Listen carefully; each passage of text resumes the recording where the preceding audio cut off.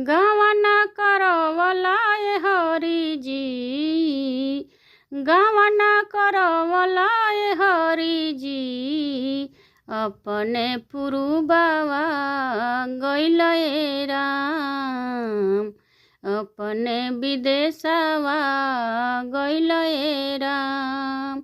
जब जब याद आवे तो हरी सुरतिया, जब जब याद आवे तो हरी सुरतिया, कटला से कटे नाही बिरह के रतिया, कटला से कटे नाही बिरह के रतिया।